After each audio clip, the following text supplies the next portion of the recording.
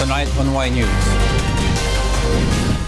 Anti-Marcos groups trooped to the People Power Monument to stage a protest against the Marcos burial at the libingan ng mga bayani, coinciding with today's Bonifacio Day. Two persons of interest in the foiled bombing incident at Rojas Boulevard near the U.S. Embassy on Monday are now under police custody. President Rodrigo Duterte visits the wounded soldiers of the Marawi City ambush and maintains his stand not to wage war against the Maute and other Moro Groups in Mindanao. The Manila International Airport Authority welcomes overseas Filipino workers who wish to claim their unrefunded terminal fees. The government is likely to impose a standard national minimum wage soon. Runners from around the world brave extreme temperatures in the annual Antarctic Ice Marathon. Y News begins now.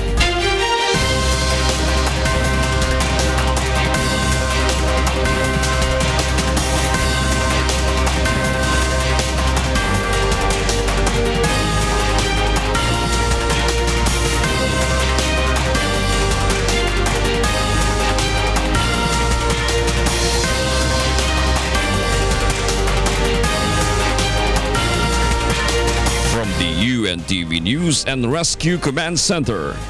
This is Y News with Angelo Castro III, Gerry Alcantara, and Darlene Basingan. Good evening. Anti-Marcos groups have resumed today their protest against the burial of late President Ferdinand Marcos at the libingan ng mga bayani, concurrent with the commemoration of Andres Bonifacio's birthday.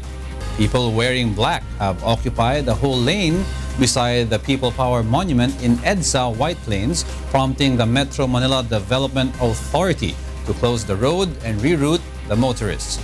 Former Presidential Mar Rojas has joined the anti-Marcos rally, and the personalities who went to Bantayog ng mga bayani today are also expected to join the protest.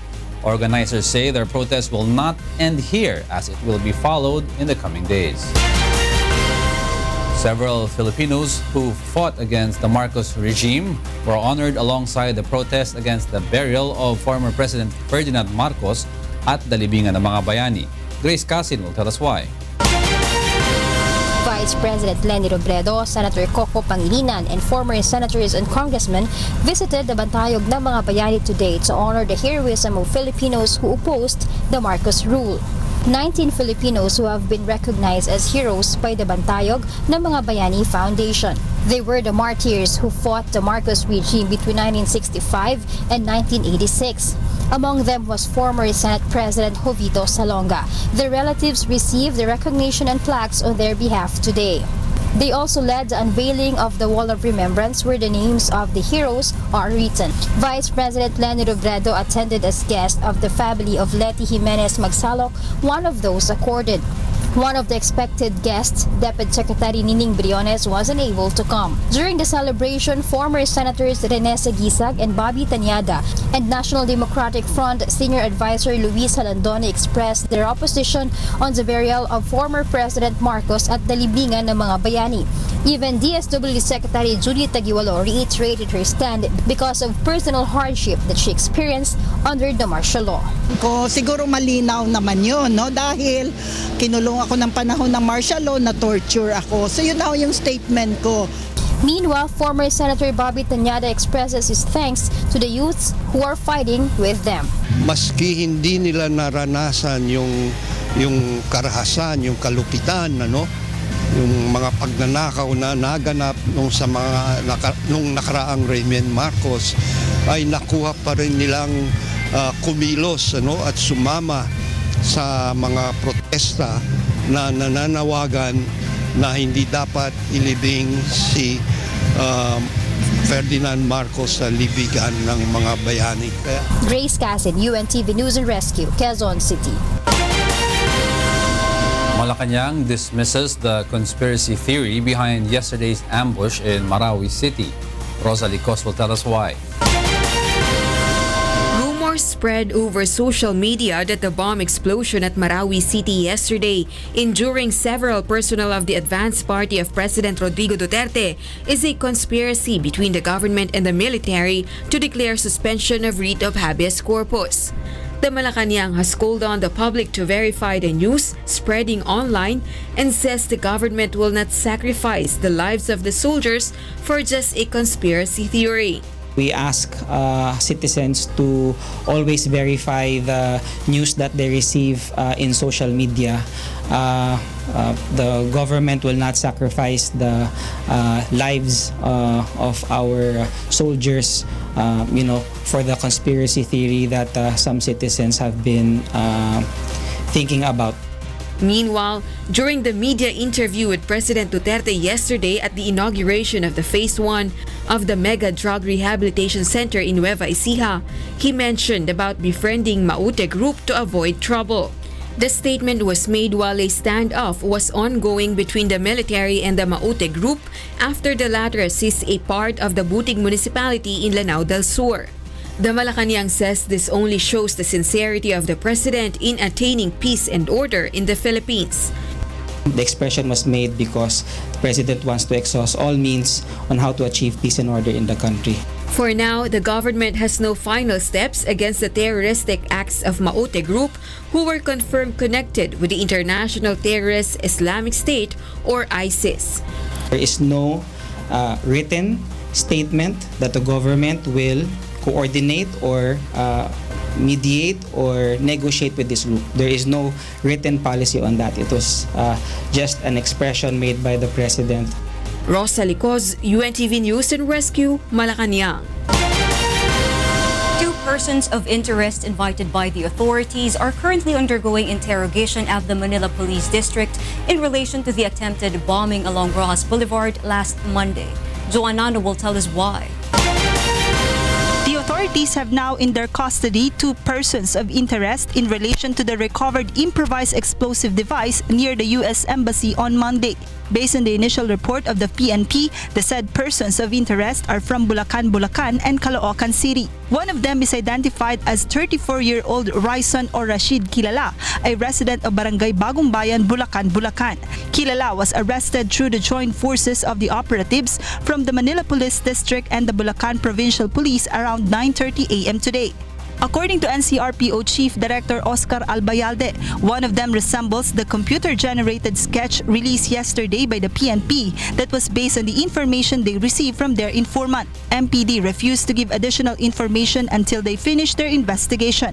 According to Albayalde, PNP Chief Police Director General Ronald De La Rosa might present the said persons of interest to the media depending on the result of their investigation. Joan Nano, UNTV News and Rescue, Manila. President Rodrigo Duterte says he is doing everything he could to avoid waging war against the Maute Group and other Moro Groups in Mindanao. Rosalie Cos will tell us why. President Rodrigo Duterte visited the troops of the 103rd Brigade of the Philippine Army in Butig, Lanao del Sur today. These are the military personnel assigned in launching offensive operations against the local terrorist group Maute, which seized a part of the municipality of Butig. In front of the soldiers, the president said he is doing everything he can to avoid waging war against any Moro group in Mindanao, including the Maute group.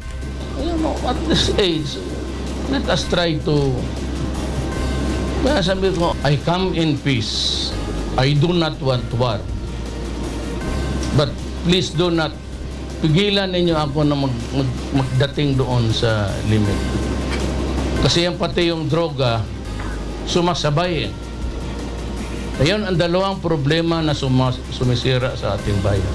The president also said he is not scaring the local terrorist group, but it should not force the president to declare war against his fellow Filipinos. President Duterte also did not forget to impose deadline even to those who are involved in the operation of illegal drugs in the country. When that limit comes, I'll have to deal with you harshly. I do not want to mention anything, but please do not force my hand into it. I do not want it. Pati ang droga, Because when the time comes, it's going to be a war against terrorism and drugs. And I will tell you now, I will be harsh. As harsh I can ever be. President Duterte also visited his injured personnel belonging to the Presidential Advance Party in Kaawasgan, Cagayan de Oro City. Meanwhile, President Duterte promised that his administration will focus on developing Mindanao, but he appealed to the Moro people. Sa pagdating yung mga aid, unahin ko ang Mindanao. Ibuhos ko dito sa Moro areas. Sigurado yan. Pangako ko yan. I will open the barter trader and whatever that would make our life more comfortable. But please, tutungan ninyo ako. Kayong mga Moro na nakakaintindi sa problema ko, tulungan ninyo ako. Rosa Licoz, UNTV News and Rescue, Philippines. Department of National Defense Secretary Delfin Lorenzana will visit Russia in December. Brian De Paz will tell us why. Defense Secretary Delfin Lorenzana is set to fly to Russia next month to search for new military equipment for the armed forces of the Philippines. This following the offer of Russia to supply high-powered firearms to the Philippines after an American lawmaker hindered the U.S. sale of firearms to the Philippines due to the rising number of extrajudicial killings in the country. Secretary Lorenzana says the purpose of his visit to Russia is to search for new military equipment as part of the modernization of the armed forces of the Philippines. Ito lang po yung mga gamit nila kung kailanganin natin. Ang unang siguro natin tignan yung mga sniper rifles nila. Maganda daw yung sniper rifles ng Russia. The Defense Secretary will also have a meeting with his Russian counterpart to discuss the strengthening of defense ties between the Philippines and Russia. Yun ang pag-uusapan niyo ng counterpart sa Russia? Defense relations, cooperation. Secretary Lorenzana hopes for the immediate signing of the Memorandum of Understanding between the Philippines and Russia, which had been drafted during the past administration. Nag-umpisa mag-usap tayo sa kanila yung nakaraang mga administration. I think 2014, meron na tayong mga draft ng MOU na siguro pwedeng pirmahan pagka nandun magpunta ni Presidente next year. The Defense Secretary also assured that the interest of the Philippines will be put first in all defense cooperation the Duterte administration will sign. He adds that the military exercises the country will conduct would focus on preparing for and addressing of calamities, civic activities, building of infrastructures, and the suppression of the illegal drug menace. Brian De Paz, UNTV News and Rescue, Camp Aguinaldo. The new Bureau of Corrections chief is ready to implement drastic measures to get rid of illegal drugs and corruption inside the new Bilibid prison. Rodrigo Mendoza will tell us why. Despite the tight security being imposed by PNP Special Action Force in the installation of signal jammers, some contraband continue to find its way inside the new Bilibid prison. Newly appointed Bucor Director, retired Police Chief Superintendent Benjamin De Los Santos disclosed the inmates have become innovative in smuggling contrabands. For this reason, De Los Santos says he is ready to impose drastic measures. If necessary,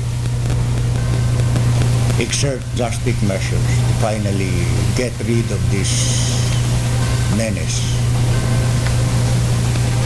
Drugs, crime, corruption. He said it's hard to imagine that a rehabilitation facility has become a comfort zone for criminals who can still do business and provide luxury to their families. Either they reform or they die. There are many ways of dying naman. Marami nga daw tumatalo na lang. Marami na-overdose. The new Bucor chief also said he will work for the full implementation of the agency's modernization program to provide decent salaries and proper training to prison guards.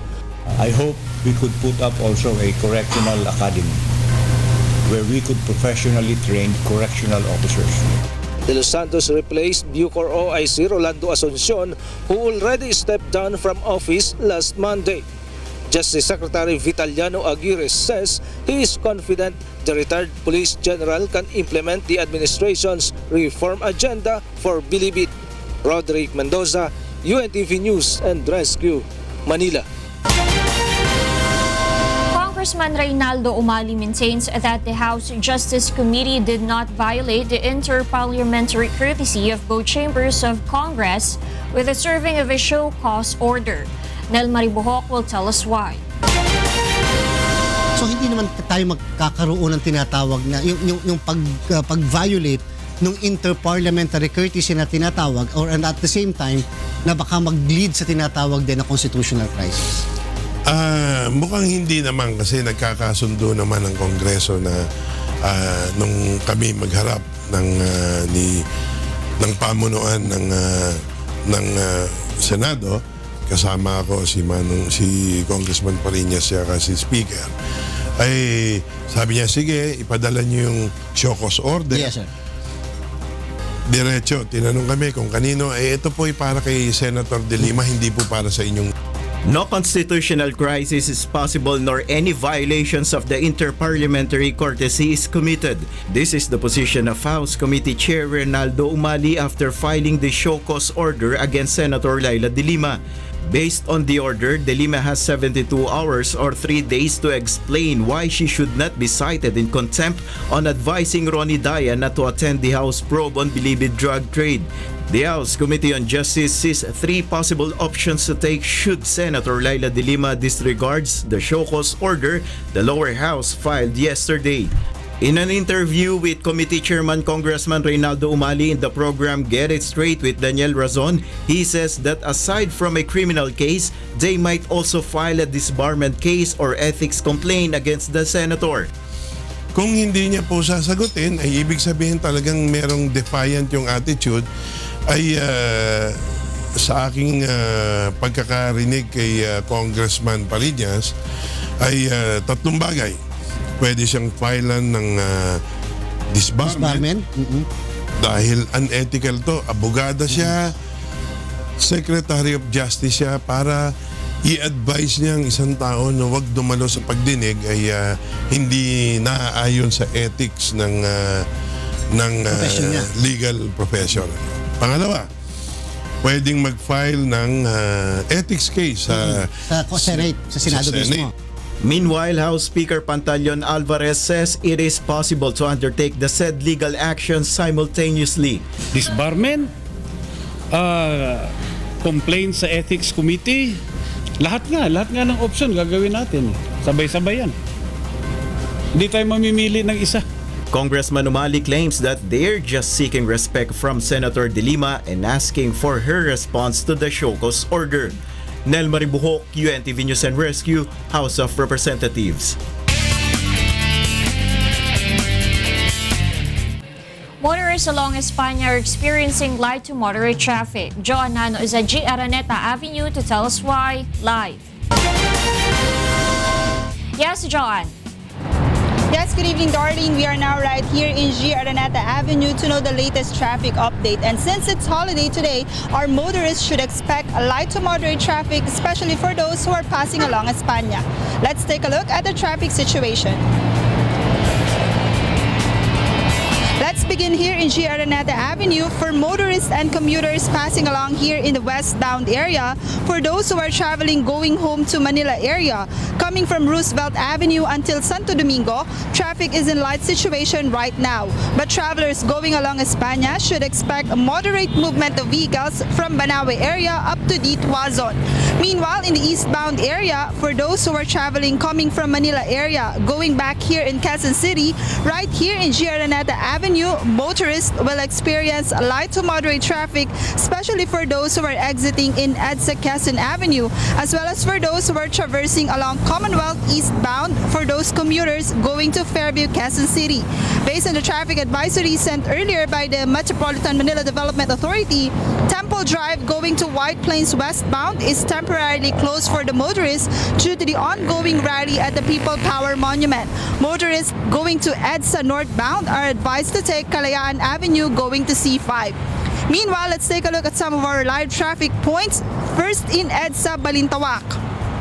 For For our commuters going to Monumento, Caloocan, coming from Balintawak, motorists have nothing to worry because traffic in that area right now is in light situation. But for those who are traveling along the southbound area going to Muñoz should prepare for a moderate movement of vehicles. Let's proceed in EDSA Guadalupe. Vehicles coming from Guadalupe going to Shaw Boulevard will experience light to moderate traffic, while motorists going to Ayala, if you are coming from Orense, will also experience light to moderate traffic. And lastly, in EDSA Bagong Barrio, for travelers going to Monumento or for those who are in the northbound area, light traffic is being experienced as of this time, while for those who are going to Balintawak area, should expect a moderate flow of vehicles. Once again, Darlene, since tomorrow it's December 1, we are back to a regular working day. Implementation of number coding scheme will also resume, so that means that all vehicles with plate numbers ending in 7 and 8 is strictly prohibited in all major roads within Metro Manila from 7 o'clock in the morning until 8 o'clock in the evening. And that was the latest traffic update. Back to you, Darlene. Thank you, Joanne. And that's Joanne Ano reporting live from G. Araneta Avenue. Next in Y News. The Department of Agriculture will soon implement the no appearance, no permit policy among importers of agricultural products. Overseas Filipino workers may still claim their unrefunded terminal fees at the Manila International Airport Authority. The Philippine National Police is determined to implement strict monitoring of illegal sellers of firecrackers, especially in Bulacan. Y News will be right back.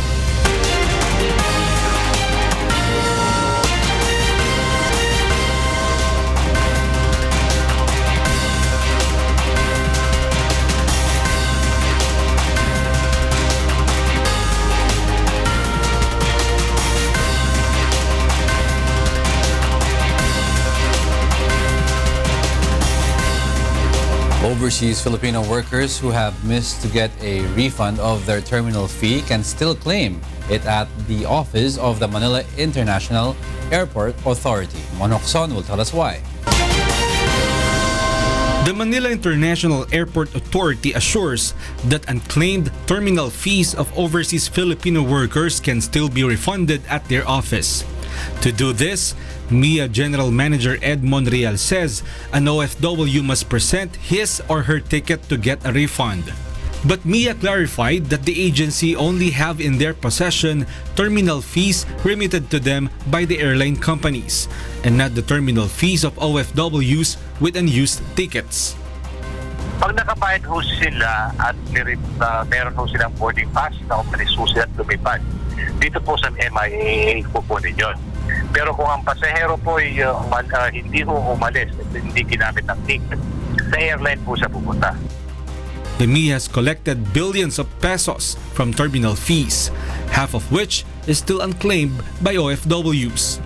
Monreal says OFWs need not worry because they will return all unclaimed terminal fees. Iyan naman po ay talagang ibabalik ko namin kung talagang meron po silang katibayan na merong dokumento na ipapakita sa amin na yung pera ng airport tax ay nasa MIAA. Yan po ay ibabalik namin. Wala akong prescription yan. MIA has announced that starting March next year, all OFWs are exempted to pay the 550 pesos terminal fee. Mon Hokson, UNTV News and Rescue, Quezon City. The Labor Department hints that a standard national minimum wage might be possible. Victor Cosare will tell us why. Department of Labor and Employment Secretary Silvestre Bello III says that government is studying the possibility of implementing a standard national minimum wage. This is in line with the pronouncement of President Rodrigo Duterte during the campaign period. Kasi alam nyo nasa isip ng presidente. Kasi sabi niya, kaya tayo may overpopulation in Manila dahil mas mataas ang sweldo doon. 491. Dito sa atin, meron 280, may 290, ganon. Kaya marami mga taga-probinsya nag-uumpugan sila sa Manila. But Secretary Bello clarifies that raising the minimum wage on a national scale lies on the hands of Congress and not with DOLE or the regional wage boards.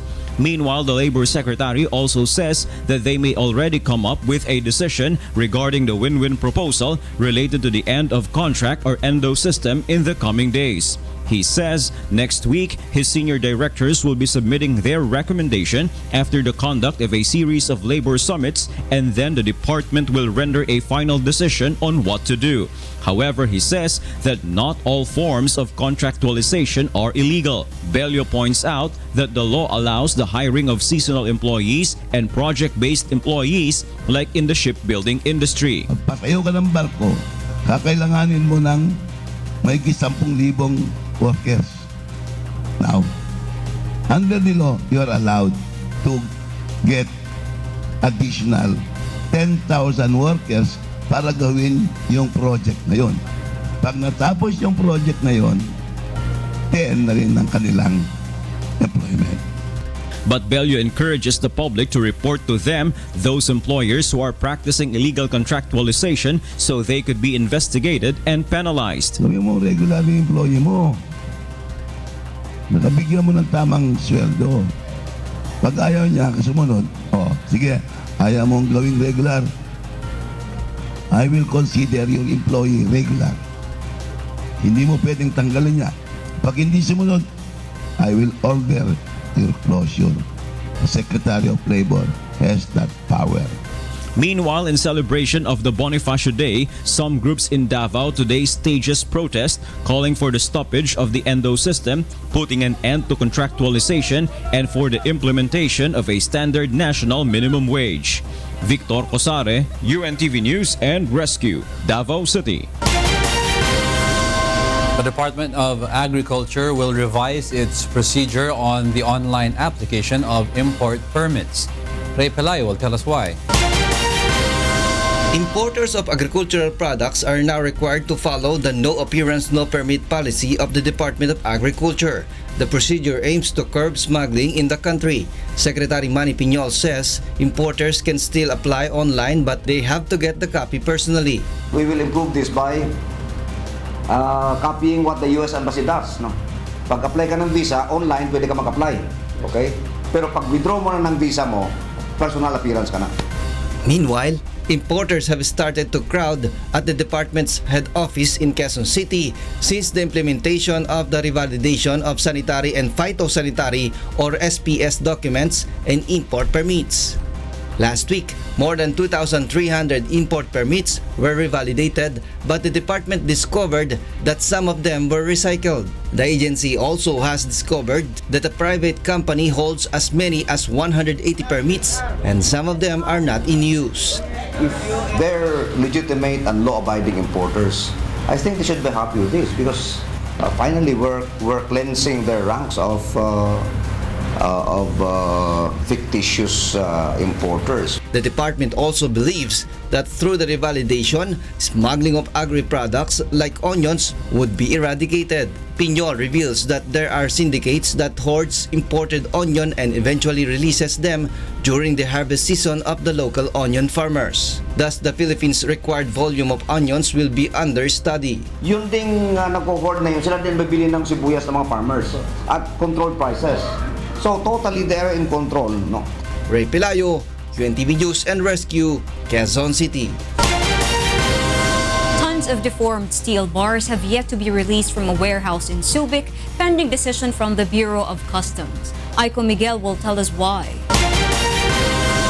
Hindi yan makakalabas dun sa bodega dun sa Subic hanggat di natin matiyak na they pass the Philippine standard. That's why we are now requesting DTI BPS to give us result of the prior shipment.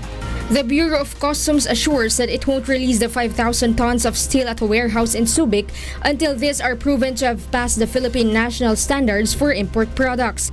It was last April when the Bureau of Customs issued an alert order to the media in connection with sets of deformed steel bars carried by an MV Well-Faith from Shanghai, China, and were docked in Subic Port.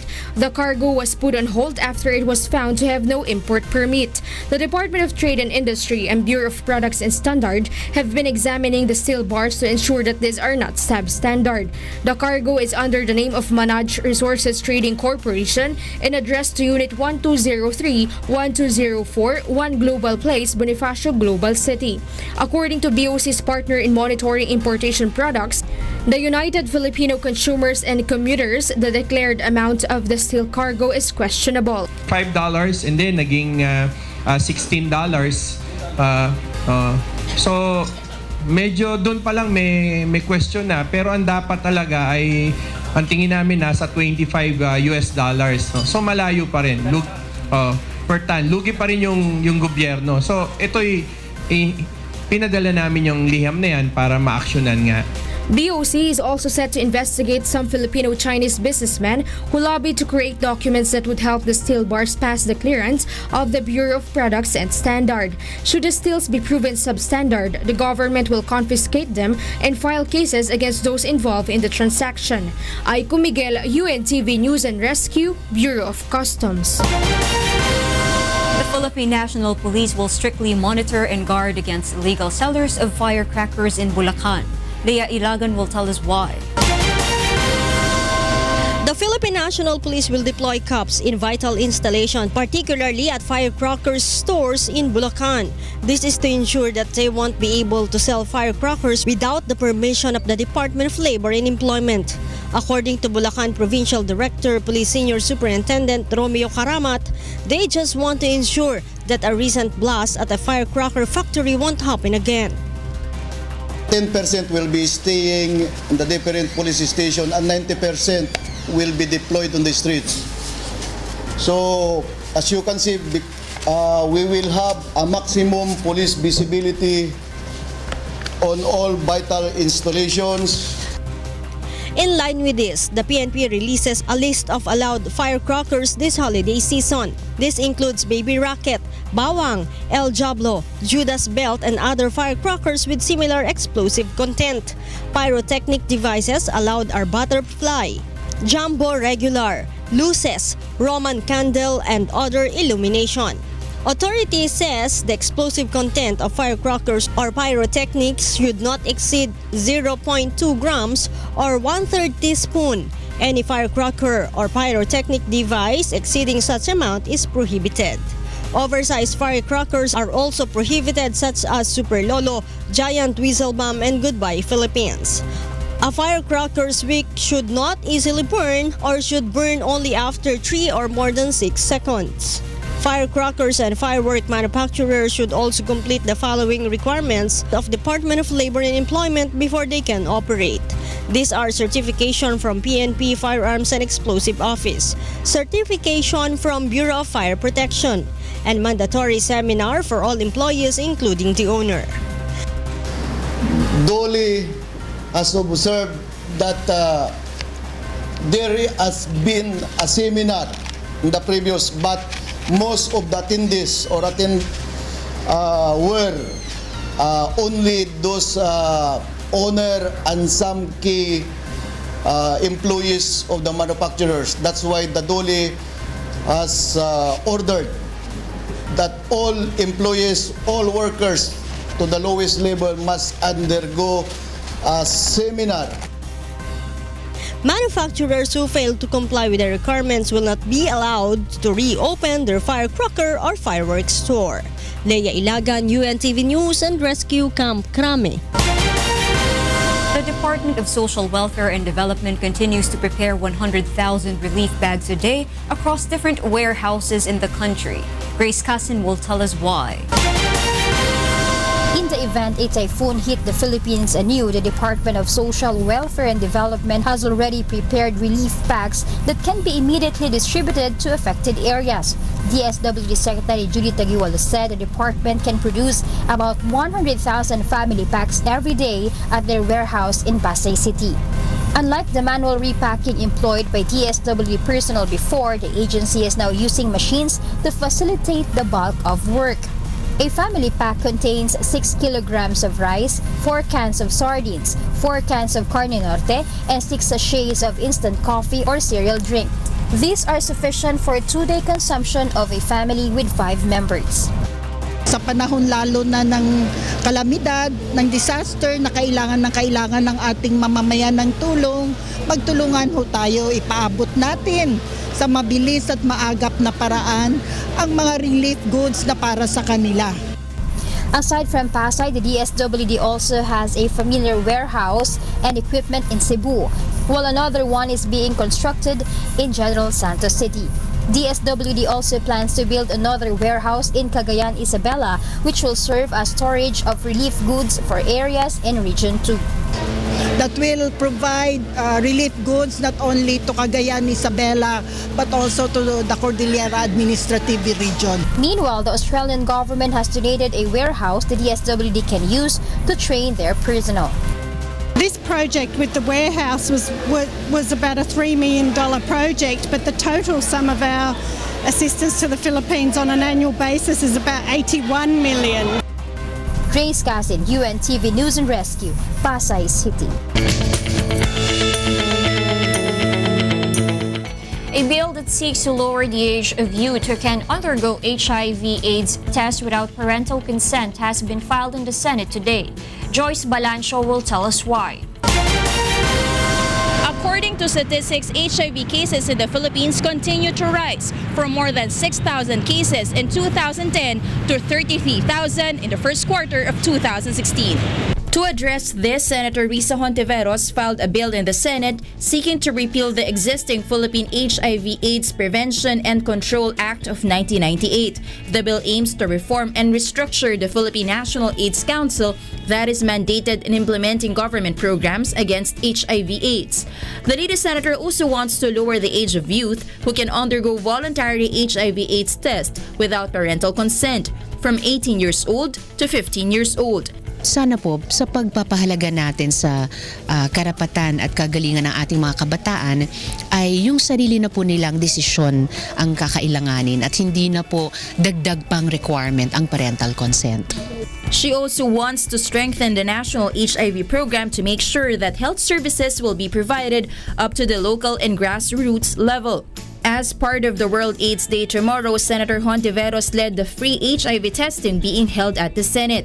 She underwent voluntary HIV testing to increase awareness and to help out cast fears and shame associated in submitting to these preventive practices. Importante po sa lahat ng individual maging bukas na voluntarily magpa-test para sa HIV. Lalo na sa ngayon na sabi po ng ating mga health authorities, 1 out of 2 people na actually HIV positive ay hindi nila alam na HIV positive sila. So kailangan natin yung ganitong mga impormasyon tungkol sa ating kalusugan para iligtas yung mga buhay natin at maging malusog tayo. Senator Hontiveros says sexually active individuals should avail the free HIV testing in social hygiene clinics in different parts of the country. So kung konti pa lang ang nagpapa-HIV test, 50% lang daw ng actually HIV positive ay alam nila ang kanilang HIV status, sana po ay dumami. Magpa-HIV test voluntarily at kung malaman naman na positive ay i-undergo yung treatment o yung regimen na kakailanganin. Joyce Balancho, UNTV News and Rescue, Quezon City. Organizations in China are helping to educate its citizens about the importance of getting tested for HIV. Dulce Alarcon will tell us why. Xiaoji's life was turned upside down when at just 25, he was diagnosed HIV positive. Working at the time as an animal trainer, he says he has no idea how or when he was infected. He only found out he was carrying the disease after a visit to a hospital when he was feeling sick. 然后包括就是说我刚开始确诊的时候，不是说我去有意的查案 HIV 这一项，而是说我出现并发症，在医院治疗的过程当中，医院在没有告知我的情况下给我查了这一项，查完了之后结果出来拒绝我的治疗。 The group in Chinese society with the fastest growth rate of cases, young males aged 15 to 24. According to data from the National Health and Family Planning Commission, China had more than 500,000 HIV and AIDS patients in 2014. While overall China has made progress in combating the increase in HIV or AIDS rates amongst previous high-risk groups such as drug users, the number of high school and university students with the virus increased 35% over 2011 to 2015, which is particularly high among male same-sex couples. The rate of increase amongst the younger population has become so alarming that one university started selling testing kits in vending machines on campus. Students can now buy a DIY testing kit at the Southwestern Petroleum University in Sichuan, the province with the second highest prevalence of AIDS. 就首先就是血液方面，就是在打针的时候，一些针管还有医疗器械，就是不要乱用，不要混用。然后就是在性生活方面吧，一定要做好安全措施。 But still, NGO workers and activists know there is work to be done in educating young people about preventing the disease. HIV stands for human immunodeficiency virus, which is incurable. If left untreated, it can lead to the disease AIDS or acquired immunodeficiency syndrome, which can be fatal. The International AIDS Day is on December 1st. Dulce Alarcon, UNTV News and Rescue, Jilin, China. Coming up,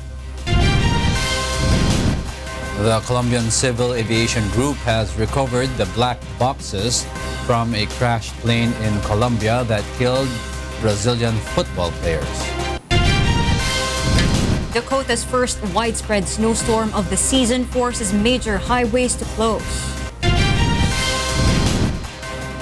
And runners from around the world brave extreme temperatures in the annual Antarctic Ice Marathon. More from Y News after this break.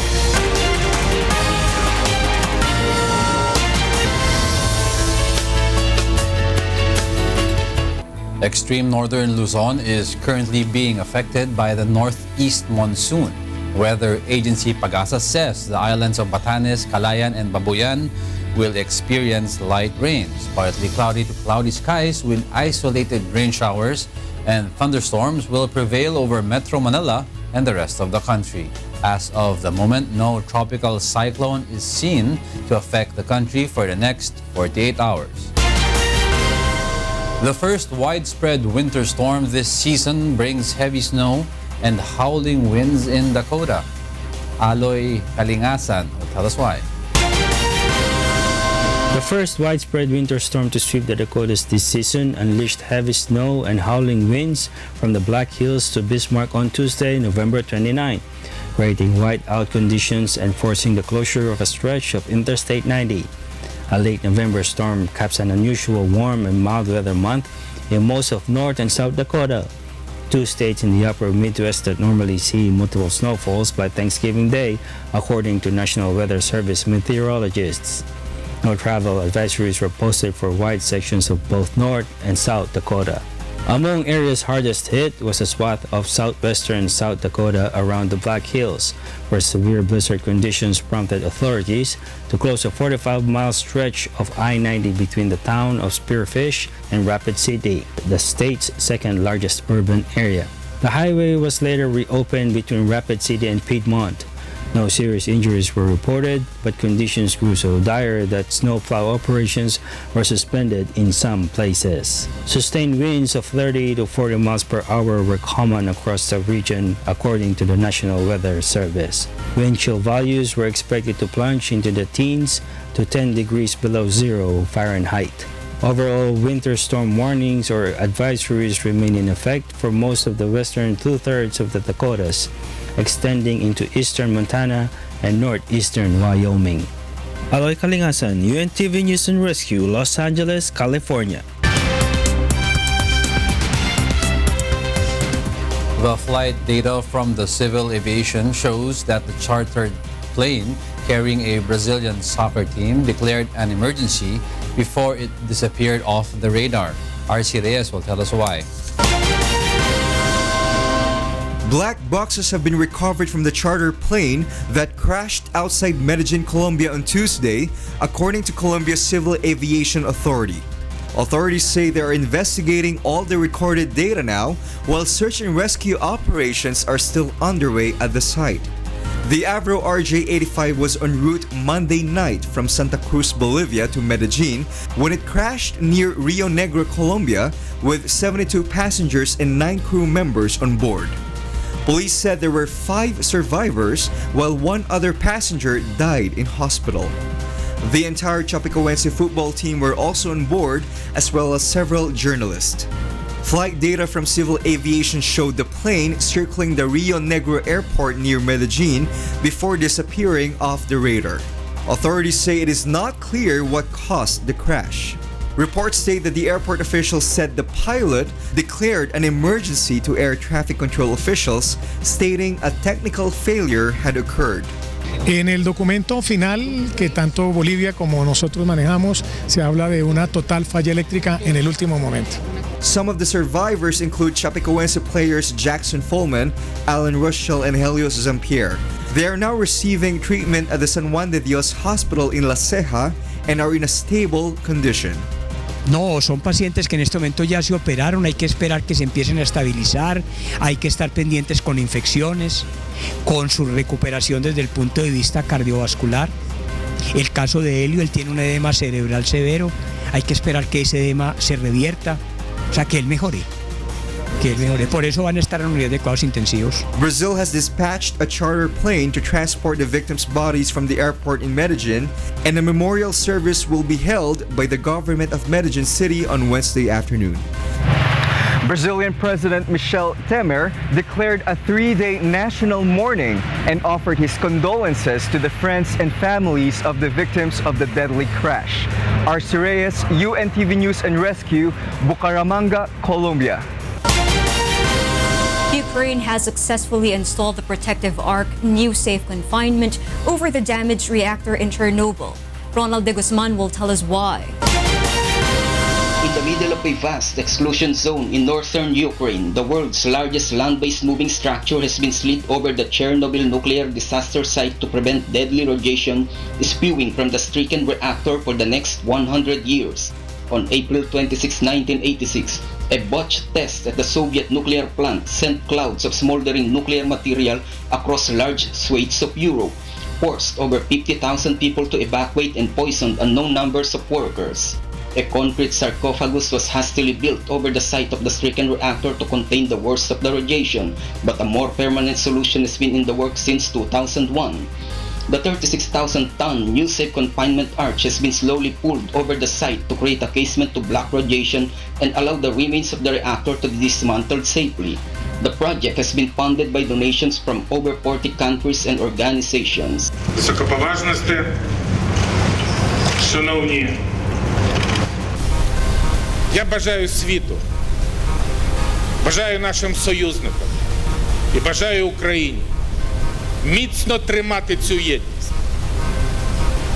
Бо ця єдність дозволяє нам будувати не лише не найбільші і найкращі конфайнменти і об'єкти укриття, а тримати і будувати нову, блискучу, фантастичну, формідабельну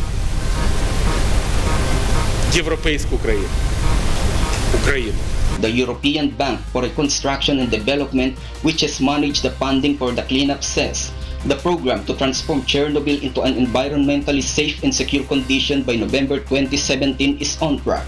Even with the new arch, the surrounding zone, which at 2,600 square kilometers or 1,000 square miles is roughly the size of Luxembourg, will remain largely uninhabitable and closed to unsanctioned visitors. Ronald de Guzman, UNTV News and Rescue, Europe. Mexico's majestic Popocatépetl volcano erupted early on Tuesday in a dramatic show of ash, water vapor, and gas. The eruption occurred at 5:58 in the morning local time, spewing ash over the nearby city of Puebla and causing the local airport to halt operations. Volcanic activity started from dawn until 2 o'clock p.m. local time, said Mexico's disaster relief body SENAPRED in a news release. A yellow phase 2 alert has been declared for the northwest area, and authorities are encouraging residents to take preventative measures. With ash blanketing nearby towns, authorities remain on standby for possible evacuation. There are more than 3,000 volcanoes in Mexico, but only 14 are considered to be active.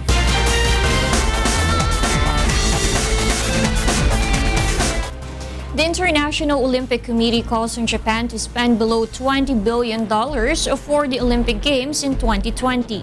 Aaron Romero tells us why.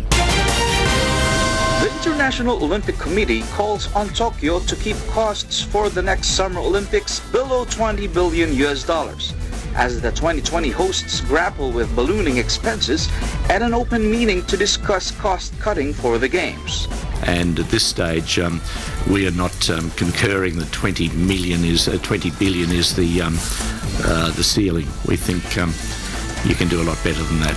That is a very high ceiling, and it should be much less than that.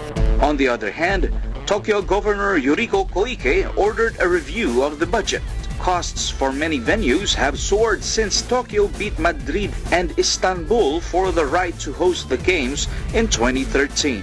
IOC reforms known as Agenda 2020, carried out with the aim of keeping the Olympics more sustainable, urge the use of existing facilities when possible. The Tokyo 2020 Games will run from July 24 to August 9, 2020. Aaron Romero, UNTV News and Rescue, New York. Marathon runners battled the freezing temperature at negative 20 degrees Celsius in the Antarctic. Yoshiko Sata will tell us why.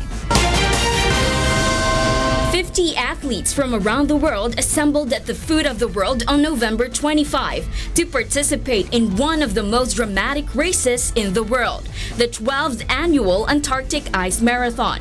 Runners from 17 countries piled on the layers of clothing, goggles, gloves, and balaclavas before they set off on the 26-mile race. They ran 2 laps around the Union Glacier Exploration Camp, based just 600 miles from the South Pole, amid the most stunning Arctic scenery in the world. Conditions for the race were ideal, stunning sunshine with very little wind. The men's race was won by Ireland's Gerry Thornton, who led from the front and was never really troubled. His eventual winning time of 3 hours, 37 minutes and 13 seconds was just 3 minutes off the course record. I'd say it was really tough. Well, it shouldn't have been, but I don't know why, it just was. Maybe overheated a bit at the first lap. But yes, good. Thornton also won the 2013 North Pole Marathon and has a marathon personal best of 2 hours and 17 minutes. He was followed home by Edward Taylor and South African Gavin Opperman, who clinched third. Poland's Joanne Medras was the fastest woman and reacted with shock and delight when she was told the news after crossing the line in a time of 6 hours, 1 minute and 45 seconds. All 50 runners finished the race, with 7 of them now having run marathons on all 7 continents. Yoshiko Sata, UNTV News and Rescue, Philippines. The collection and work of sports photographer Neal Leifer, best known for his iconic images of Muhammad Ali, will be up for auction later this week. Nino Armilio will tell us why.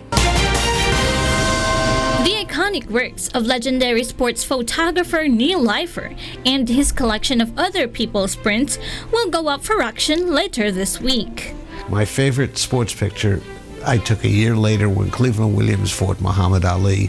There's nothing I would change. I mean, I've looked at it for years. I usually look at my pictures, and there's always some little tweak I could make to make it even better. That's the one shot that I would never hang. Among the highlights of the collection are 11 prints that include Leifer's original press credentials from the events. From 3 different Ali bouts to with the first ever Super Bowl.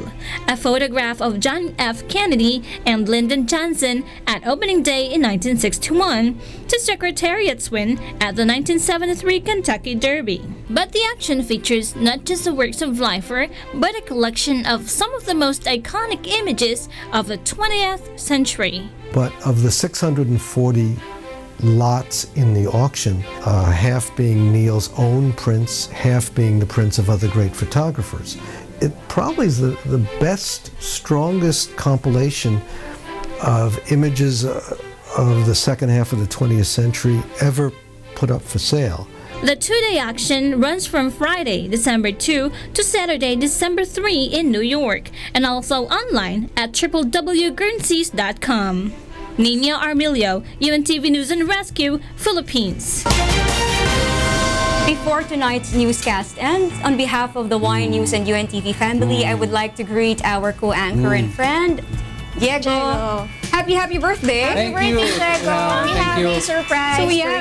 Yes. Wow, I'm we have so a lot shocked. of cakes for you. And of course, we have the family of Diego here, Mio. Yes, of course, I'd like to thank Angel, my family, and the rest of the UNTV family. Kuya Daniel, who took me in UNTV. All those in the makeup room, the YN News team, cameramen, all of you guys. Thank you very much. Thank you very much. Yo, what do you say? Greet your dad. Kiss you. And do a bottle flip for your dad for his birthday. All right, thank you. All right. Happy birthday! And those are the reasons behind the news, November 30, 2016. I'm Angelo Castro III. Reasons we delivered to you as they unfold. I'm Gerry Alcantara. And I'm Darlene Basingan, because we need to know. We will always ask why. Thank you for watching. Bye News.